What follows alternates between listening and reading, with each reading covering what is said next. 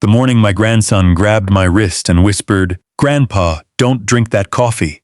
I almost laughed at him. Almost. He was 9 years old, standing in his pajamas with cartoon rockets on them.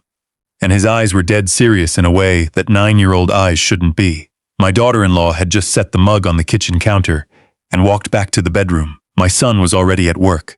The house was quiet except for the sound of the morning news. I couldn't quite hear from where I stood. He looked at the coffee. Then he looked at me. I put the mug down. I don't know why I listened to him. Maybe it was 67 years of living that told me when something is off, something is off. Or maybe it was the way he grabbed my wrist with both hands, the way a child grabs onto something he's afraid of losing. Either way, I set the mug down. And that was the moment everything started to unravel. Let me back up, because none of this makes sense without the before. I spent 38 years working at a machine parts plant in western Pennsylvania, the same plant where my father worked, and his father before him. I retired at 63 with a pension that wasn't much, but it was steady. My wife, God rest her soul, passed 3 years before I retired. We had one son, raised him the best we could. He grew up fine, quiet, studious, the kind of boy who got good grades without you having to tell him twice. His name is my son, and I'm proud of him. I have to say that because what comes after is hard, and I don't want you to think this is a story about me hating my boy. It isn't. It's a story about what happens when someone gets into your son's ear long enough, deep enough, that you stop recognizing the man he's become. He met his wife at a conference in Atlanta 8 years ago. She was sharp. That's the word I'd use. Not pretty, not warm, not funny. Sharp. Like a tool that's been honed for one specific purpose. She smiled at you, but the smile never quite reached her eyes. It sat on her mouth like something she'd practiced in a mirror. My son loved her completely. I hosted Christmases and Thanksgivings. I babysat my grandson when they needed it. I sent birthday cards and called every Sunday. I kept my opinions to myself because my wife always told me that the road to a ruined family is a mother-in-law who won't stay in her lane. And I figured the same went for fathers-in-law. But there were things I noticed. The way my daughter-in-law would tense up when I talked about the house. My house, the one my wife and I bought in 1987, the one I'd paid off 15 years ago. It sat on 3 acres outside of Harrisburg, nothing fancy, but it was mine. Free and clear. I noticed the way she'd ask, real casual. Things like, "Have you ever thought about downsizing, Dad?" She called me Dad, which I thought was sweet at first and later understood was strategic. Wouldn't a condo be easier to maintain? You wouldn't have to deal with the yard. I'm not a stupid man. I just chose to believe in the best of people for too long. The fall happened in February. I was coming down the back porch steps in the early morning to fill the bird feeder the way I did every single day. 3 steps. Wooden. Old, yes, but I'd walked those steps 1,000 times. My hand was on the railing when it gave way, not bent, not cracked, just gone. The bracket that held it to the post had been unscrewed, not rusted off, not rotted through. Unscrewed. I fell sideways into the frozen ground and cracked 2 ribs in my left wrist. I lay there in the cold for 20 minutes before I could get myself to the back door and call for help.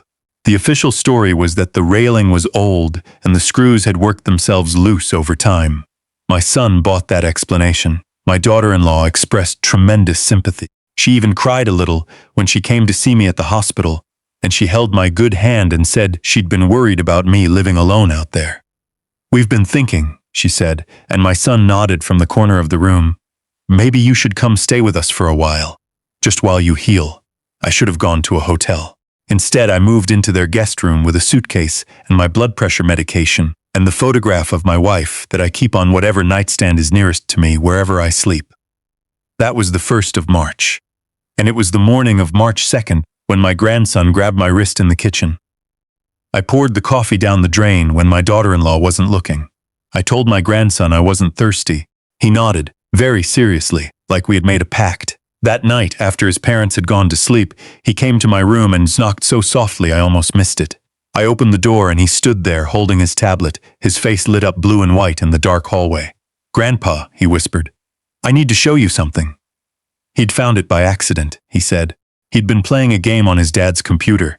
He was allowed to use it for schoolwork and games. He was very clear about this. He wasn't snooping, and he'd clicked on a folder he thought was his homework folder. Instead, it opened something else. He showed me on his tablet. He'd taken pictures of the screen with his tablet camera. Smart kid. Scared kid. The first document was a letter to an attorney. dated 6 weeks before my fall.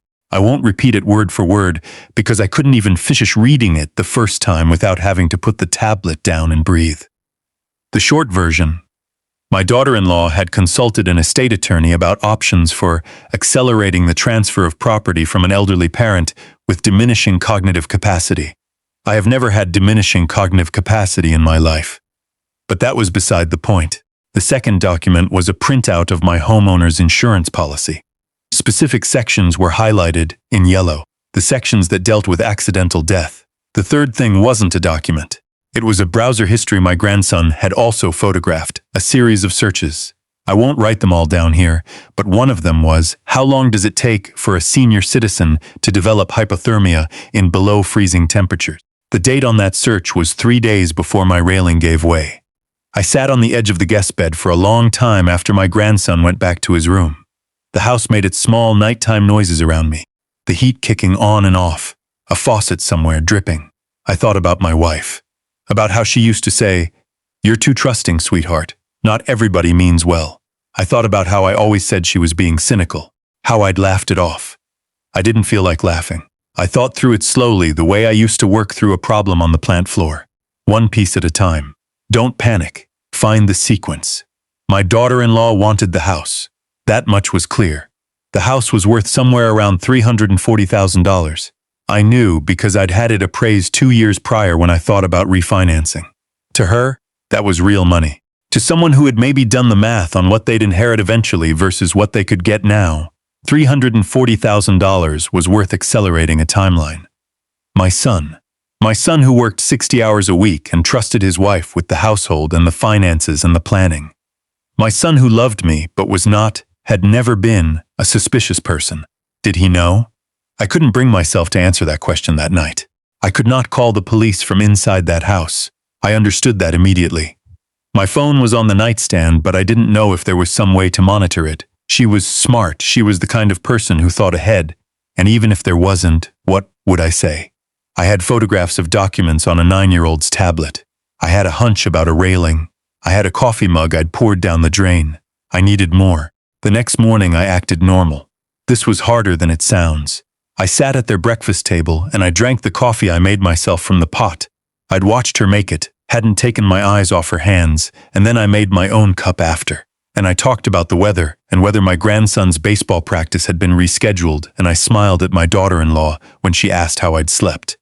"Wonderful," I said. "Best sleep I've had in weeks." She smiled back, that practice smile. My wrist was still in a brace, my ribs still ached. I had a follow-up appointment with my orthopedic doctor in town that Thursday, and I told them I'd take a car service. Didn't want to be a bother. My daughter-in-law insisted on driving me. I said the car service was already booked and smiled again, and she had no good reason to push further without it being obvious. The doctor's office was where I made my first call. I had a name, a private investigator who'd done some work for a buddy of mine during a business dispute a few years back. I remembered him as methodical, quiet, and discreet. I called from the doctor's waiting room while everyone around me was staring at their phones and no one was paying me any attention. His name was Sheldon Frick. He picked up on the second ring. I told him I needed to meet, that day if possible, that I couldn't explain on the phone. He had an office 20 minutes from the medical building. I told the car service to take a detour. I sat across from Sheldon Frick, 50s, rumpled jacket, the kind of man who's heard everything twice, and I told him the whole thing. I showed him my grandson's tablet photos, which I'd airdropped to my own phone that morning in a 30-second window when I was alone in the kitchen. He looked at them for a long time without speaking. Then he looked up and said, "How soon can you get me into that house alone?" I can tell you that the following 2 weeks were the longest of my life. And I spent 4 years watching my wife go through cancer treatment, so that's saying something. Sheldon was methodical. He told me to keep acting normal, to give no indication that anything had changed. He needed time to build what he called a picture you can actually take somewhere. Photographs of documents taken by a child on a tablet, he explained carefully, were a starting point, not a case. He reached out to a contact at the county sheriff's office, not to report anything yet, just to ask some quiet questions about the railing incident. Had anyone looked at it? Nobody had. The attending paramedics had noted apparent structural failure due to age and weathering, and that was the end of it. Sheldon went back and looked at the railing himself. He photographed the bracket. The holes in the wood were clean. The screw threads showed minimal oxidation consistent with recent removal rather than years of loosening. He had someone he trusted look at the photos and confirm his read. I stayed in that house and I ate their food and I watched television in the evenings and I read my grandson bedtime stories while my daughter-in-law sat down the hall planning God knows what. My grandson, for his part, was extraordinary. He's 9 years old, and somehow he understood, without being told in so many words, that we were in a situation that required him to be calm and normal and not give anything away. He played video games and complained about homework and asked if he could have a dog approximately 14 times. He was a child being a child. But sometimes, when it was just the two of us, he'd look at me with those serious eyes and I'd give him a small nod, just a small one, and he'd nod back. We were okay. We were handling it. The break came from an unexpected direction. Sheldon had been digging into my daughter-in-law's background, her financial history specifically, and what he found painted a picture that made the hair on the back of my neck stand up. She had been married once before, briefly, to a man in his 60s, considerably older than her, who had died in an accident approximately 4 years before she met my son. He had fallen down a flight of stairs in his home. The investigation at the time had been cursory. Accident. He had no children. His estate, which included a paid-off property, had passed to his wife. She had sold it within 3 months. Sheldon sat across from me at a diner on the edge of town. He never met me at his office twice in a row. He said, "Habit," and he put this information on the table between us and let me sit with it. "This doesn't prove anything about your situation," he said, "but it gives us a pattern. And patterns matter to law enforcement." He had already made contact with a detective at the county level, not as a formal report, not yet, but as a conversation. The detective, a woman named Obergfeld who'd been working financial crimes and elder fraud for 12 years, had listened carefully to what Sheldon described and then asked to see everything he had. We met with her 2 days later. I brought the tablet. I brought Sheldon's photographs of the railing. She sat across from us in a plain office with a water-stained ceiling tile, and she went through everything without expression, the way good investigators do, and at the end she said, "We're going to need her to talk, and we're going to need your son out of the equation." My son. I need to stop here for a moment. Sheldon had found no evidence that my son was involved. His finances were clean. There were no joint searches, no communications from his accounts to the attorney. Nothing that pointed to him as anything other than a husband who trusted his wife and a son who believed his father had gotten old and clumsy and fallen off a porch. I am his father. I know my boy. He would not do this. I am as certain of that as I am certain of anything. But I was also certain that if I confronted him, if I sat him down and told him what I knew, it would get back to her before Detective Obergfeld was ready. Because that's what loving someone looks like when they've been manipulating you for years. You protect them automatically, even when you shouldn't. I had to keep him in the dark a little longer. And that is the thing that has stayed with me most. Sitting across the breakfast table from my son, watching him read the news on his phone, watching him be entirely innocent of all of this, and being unable to say a single word to him. That was the hardest part. Detective Obergfeld's plan was straightforward. My daughter-in-law had been corresponding with the estate attorney about next steps for facilitating power of attorney. She'd told my son it was routine planning, good to have in place. Hadn't he been meaning to look into this sort of thing? My son, who worked 60 hours a week and trusted her with the paperwork side of their life, had said, "Sure, sounds responsible." The plan was for me to sign nothing. To express growing confusion about what I was signing, to ask for things to be explained again, to seem cooperative but uncertain. This would give her reason to push, to explain her position, to say things out loud that she should not say. The attorney meeting was scheduled for a Tuesday. I wore a button-up shirt and my good slacks, same as I always did when I had to be somewhere official. My daughter-in-law drove. She was pleasant in the car, talking about the spring weather, asking if I was feeling stronger. She called me Dad. The attorney was a small man in a beige office with framed diplomas and a plant that needed watering. He slid papers across the desk and began to explain. I picked up the pen, then I set it down. "I'm sorry," I said. "Can you go through that again? The part about what happens to the property." He explained again. I nodded slowly. "And my son, he's reviewed all of this." A small pause. My daughter-in-law said smoothly, "He has, Dad. We've talked about it at length. This is just to make sure you're protected." "I'm being protected," I repeated. "Yes. You know, at your stage of life," she began. "What stage is that?" Another pause. Smaller this time, but I heard it. You've had a difficult few months, she said. The fall, your recovery. We just want to make sure everything is in order. For your sake. I looked at her. She looked back at me with that smile. For my sake, I said. What neither of us knew, what she could not have known, was that Detective Obergfeld was in the building.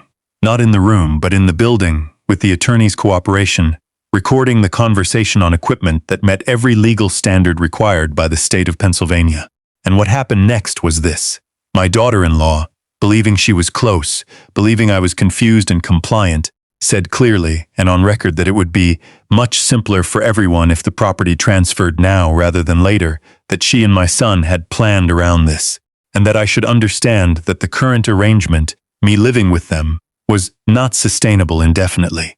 She didn't confess to anything criminal in that room, but what she said was enough to open the door, and once that door was open, Sheldon's evidence about the first husband, the railing, the browser searches, all of it had somewhere to go.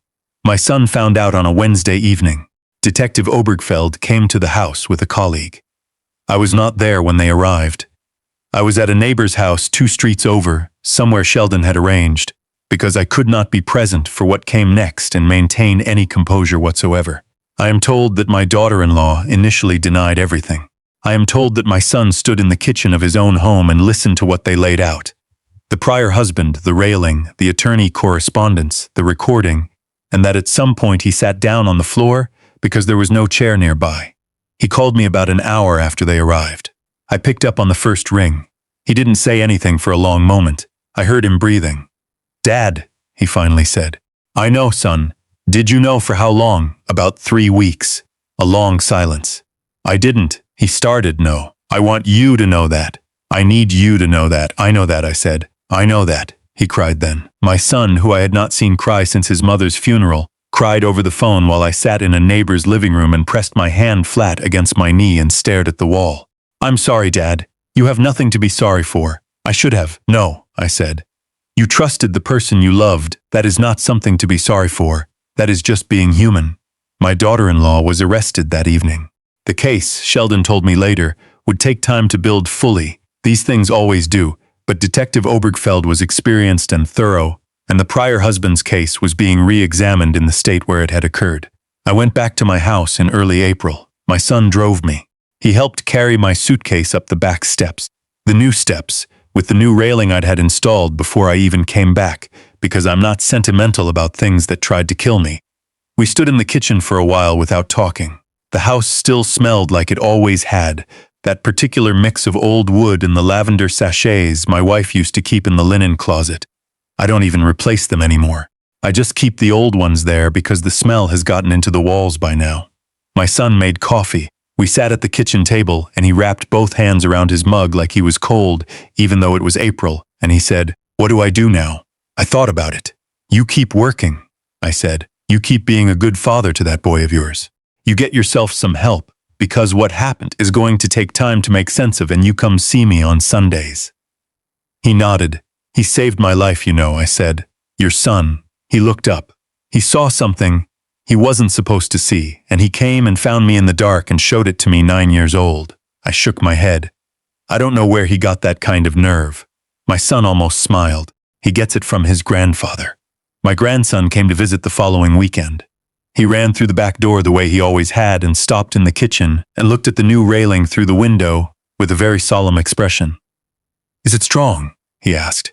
I went and stood next to him and we both looked at it. I had a man test it 3 times before I'd let them leave. I said, "It's strong." He nodded, satisfied. We spent the afternoon doing what we usually did. He played a game on his tablet while I read, and then we went out to fill the bird feeder together, which he had decided was now his job. And he took it very seriously and measured out exactly the right amount, and stood very still while we waited to see if any birds would come. A chickadee landed on the feeder almost immediately. He looked at me with that enormous grin, the unself-conscious one that only 9-year-olds still have, all teeth and pure delight, and I thought about what it costs sometimes to love someone, the vulnerability of it, the way you open yourself up to people and trust them with your safety and your home and your life, and how most of the time that's fine and right and good, and how occasionally, rarely, someone comes along who sees that openness and decides to use it. I also thought about the other kind, the kind that runs to your room in the dark with evidence on a tablet. The kind that grabs your wrist when you're about to drink something you shouldn't drink. The kind that doesn't fully understand what they're doing but does it anyway because something in them knows that you matter and they are not going to let anything happen to you. The chickadee ate for a moment and then flew off into the maple tree at the edge of the yard. My grandson watched it go. "Same one comes every day?" he asked. "I think so," I said. "Hard to tell with chickadees. They all look alike to me. I'd recognize him," he said confidently. I believed him.